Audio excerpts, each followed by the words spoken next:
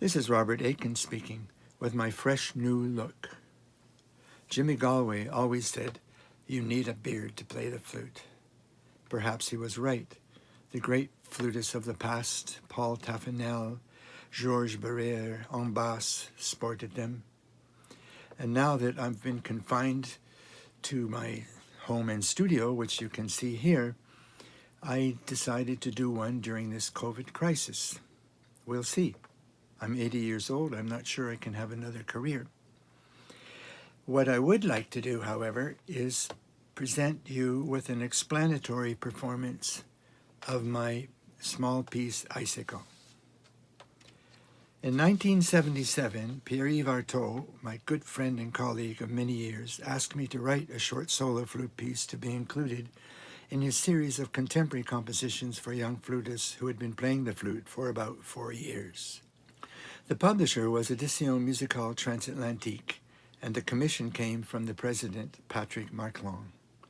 I was pleased to accept the challenge, and the result was a 2.5-minute piece which became very popular with young flutists and is often used as an entrance exam requirement for music schools and some music competitions.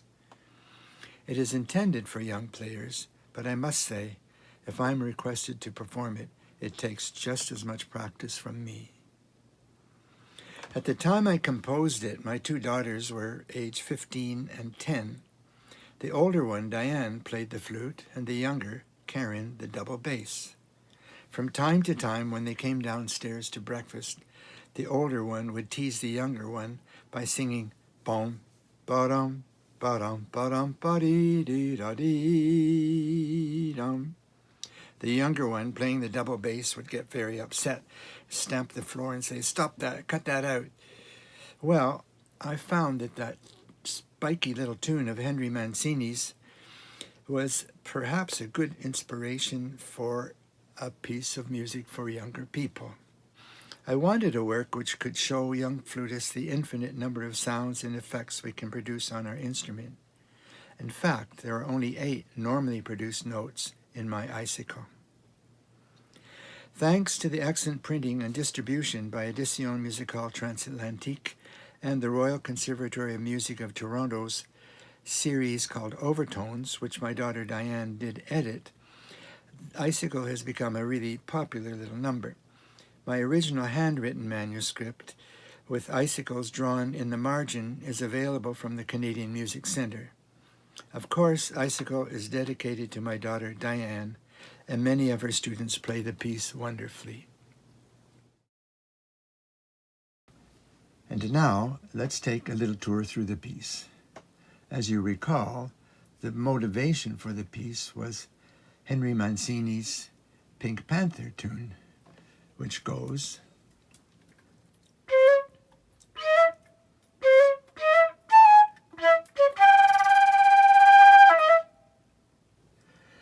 I take that theme and I work with it through the entire piece. At the very beginning, I use multiple fingerings to ornament it, and in fact, it goes in an opposite direction. Instead of bum, bum, bum, it goes bum, bum, bum, bum.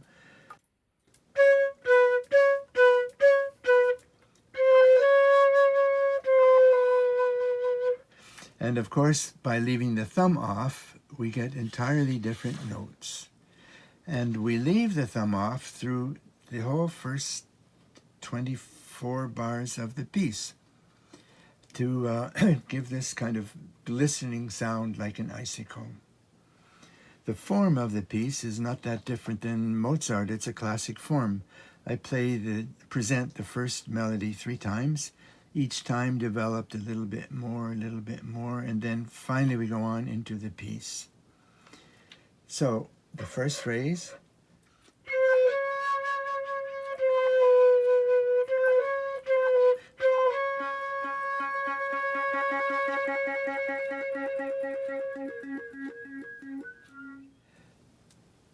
The trill should go from slow to fast to slow, and hopefully fall down the octave at the end of the bar. The next phrase is a little bit stronger, a little bit louder with a crescendo, But you cannot make it very loud because these are all harmonic fingerings which really don't want to be heard loudly. So now the trill, however, starts fast and goes slow.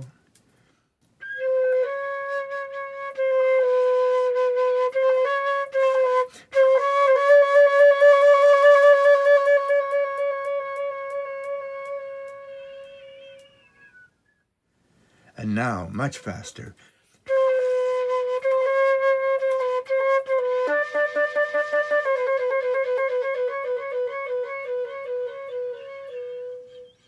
We go on with the piece by developing the material.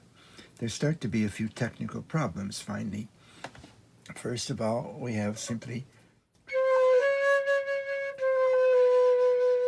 exactly what was in the first bar of the piece, and it accelerando to the point that it just disintegrates into multiple fingerings of any combination that can come out. But it's quite tricky to repeat over and over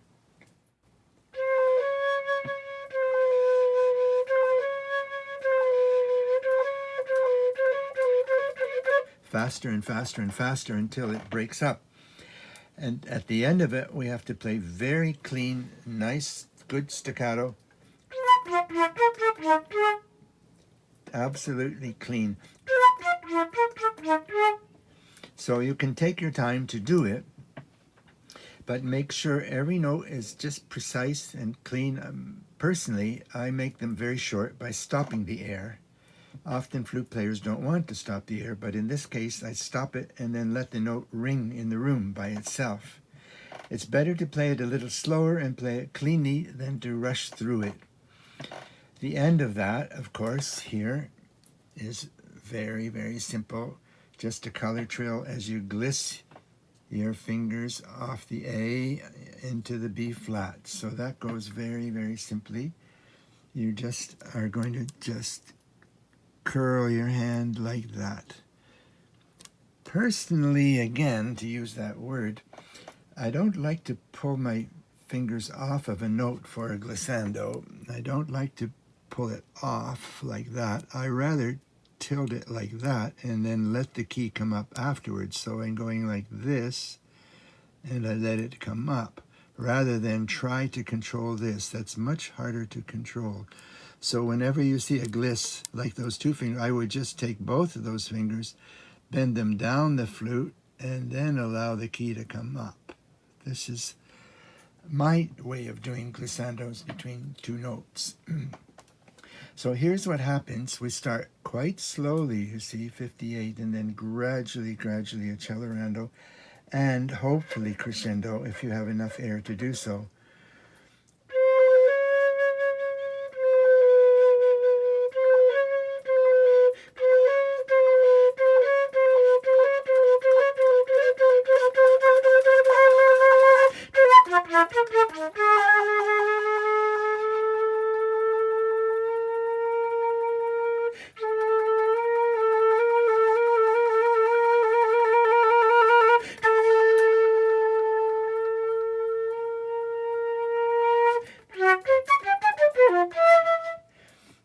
You will notice that there are only 15 clean notes in the entire piece, 15 normal flute playing notes, and 7 of them are right here.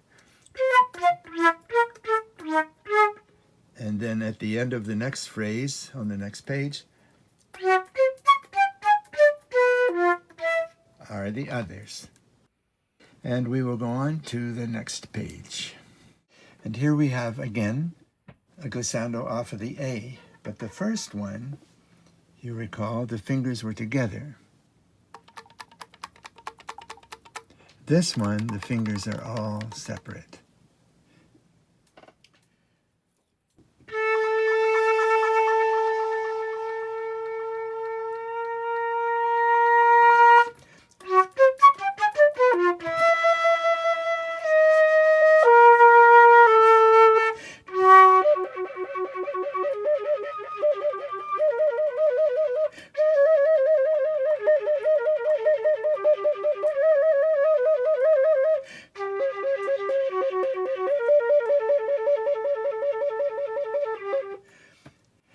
The only tricky part And this is simply on this E color trill here. The E color trill works great with your second trill key.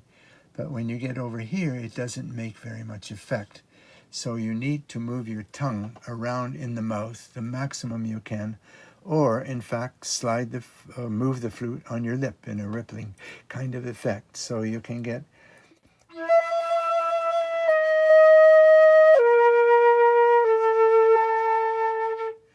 so you are literally moving that flute on your lip.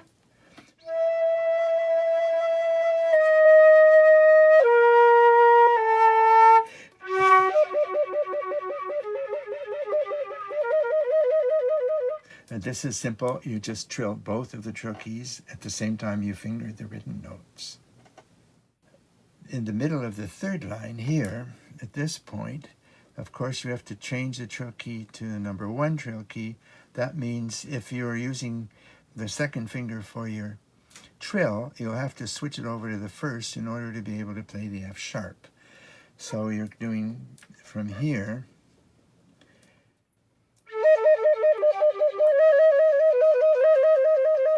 and now you have to switch.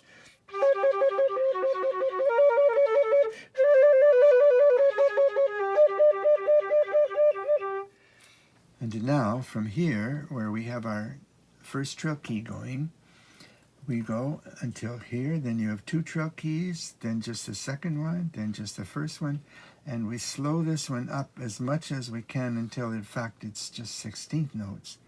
And at this slow tempo, of course, it is really slow, so gradually accelerando here, and then it gets to this point where you're having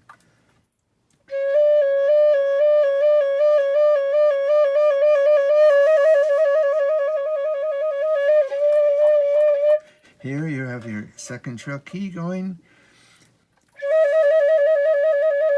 and then back to a color trill, which means the first trill key comes down and stays down, and then you move these fingers all over the place again, which is pretty simple to do. So you have a kind of from here.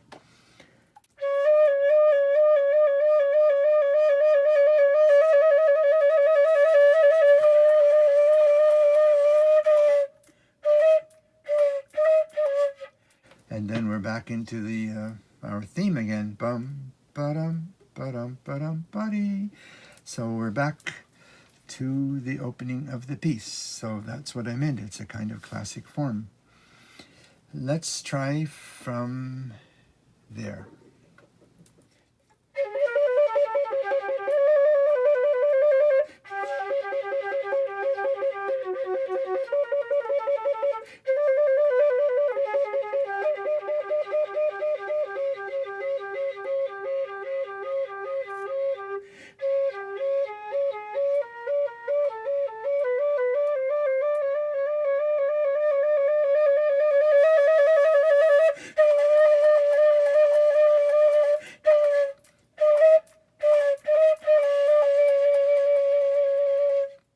And now we've reached the last page of the piece. We're into the home stretch.